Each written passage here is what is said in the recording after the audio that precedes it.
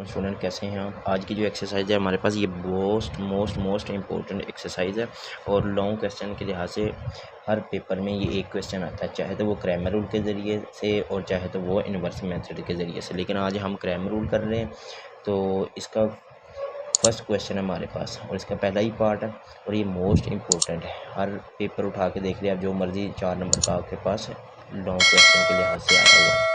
चलिए इसको हम सॉल्व करते हैं। तो सबसे पहले हम इनको मैट्रिक्स फॉर्म में लिख लें।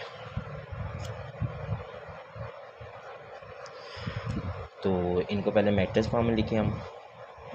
क्वेश्चन लिख रहे 2x minus 2y equal to 4, 3x plus 2y equal to 6। तो इनको मैट्रिक्स फॉर्म में लिखें हमारे पास।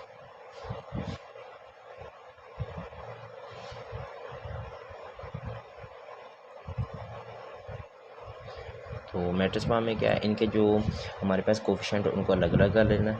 -2 -3 आ जाएगा और 2 आ जाएगा और वेरिएबल को अलग कर लेना आपने, x और y। और ये सेंटर में इक्वल का साइन है तो आपने 4 और 6 इक्वल लगा के ये वैल्यू लिख लेनी। अब ये जो चीज़ है, ये पहले वाला मैट्रिक्स, ये हमारे पास a के इक्वल है।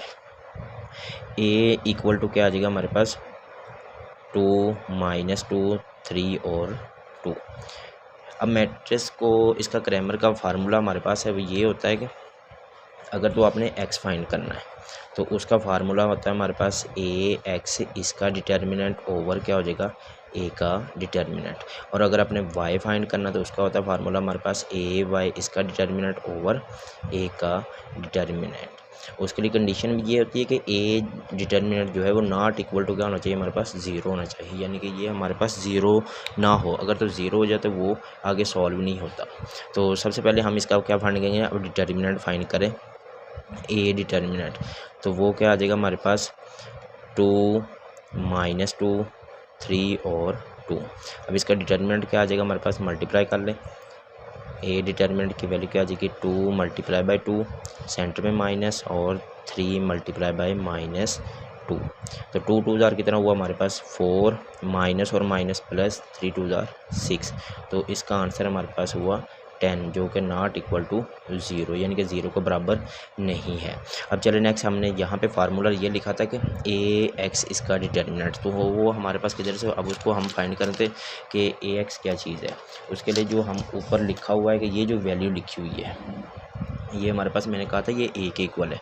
तो आपने ये जो पहली वैल्यू इसको आपने हाइड कर देना है। पहली वैल्यू हमारे पास क्या आ रही थी 2 और 3, आपने इसको हाइड करके यहाँ पे जो लिखना है ax ये फाइंड करना हमने, इसका डिटर्मिनेंट।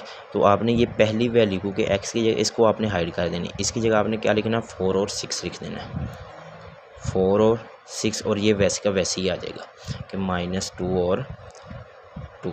अब इसका हमने डिटर्मिनेंट फाइंड करना है तो क्या हो जाएगा 4 × 2, सेंटर में माइनस, और 6 × -2। तो 4 2 जार 8, माइनस और माइनस प्लस 6 2 जार 12। तो इसका आंसर क्या होगा हमारे पास 20। अब नेक्स्ट हमने फाइंड करना है ay का डिटर्मिनेंट।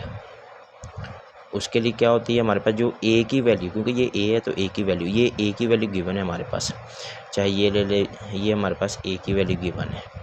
अब इसमें हमने x तो पहले x हाइड किया था, अब हमने नेक्स्ट ये वाला y हाइड कर देना। तो पहले हमारे पास क्या आ रहा है, इसको हाइड कर दें। पहले हमारे पास आ रहा है 2 3, अब जो हाइड किया इसकी जगह आपने ये जो लास्ट में दिया हुआ है 2 4 और 6 इसको कर देना। अब इसको आप कर ले क्रॉस मल्टीप्लाई, 2 × 6, सेंटर में माइनस, और 3 × 4। तो इसका आंसर क्या आ जाएगा 12 - 12 = 0। अब चलिए हमने फार्मूला लिखा, तो ऊपर फार्मूला मैंने ये गिवन दिया हुआ है तो ये नीचे फिर से लिख लेते हैं। फार्मूला हमारे पास क्या आ रहा है, x फाइंड करना, तो आपने ax इसका डिटर्मिनेंट ओवर क्या हो जाएगा a का डिटर्मिनेंट। तो ax की वैल्यू हमने क्या निकाली थी, वो हमारे पास आ रही 20 20, और a की वैल्यू हमारे पास आ रही है 10। ये 0 0 से कट गया तो x की आंसर क्या हुआ, x का आंसर हमारे पास 2 हो। अब हमने y फाइंड करना, उसका भी फार्मूला क्या है ay इसका डिटर्मिनेंट ओवर a का डिटर्मिनेंट। अब इसमें हम ए की वैल्यू निकाली थी, वो ए एक्स की वैल्यू, ए वाई की वैल्यू हमारे पास 0 ओवर 8 की वैल्यू हमारे पास 10, तो इसका आंसर क्या हो जाएगा हमारे पास 0। तो सोल्यूशन सेट में हमारे पास क्या आ जाएगा फिर 2 और 0, ये हमारे पास आ जाएगा सोल्यूशन सेट, क्योंकि पहले हम x की वैल्यू लिखते हैं और बाद में हम y की वैल्यू लिखते हैं। ये तो पहला क्वेश्चन था। अब चलिए हम दूसरे क्वेश्चन की तरफ चलते हैं। तो इसका दूसरा क्वेश्चन है वो मैंने लिख दिया, 2x + y = 3, 6x + 5y = 1। तो वही है, हमने इसको लेके आना पहले मैट्रिक्स फॉर्म में, इन मैट्रिक्स फॉर्म कर लें।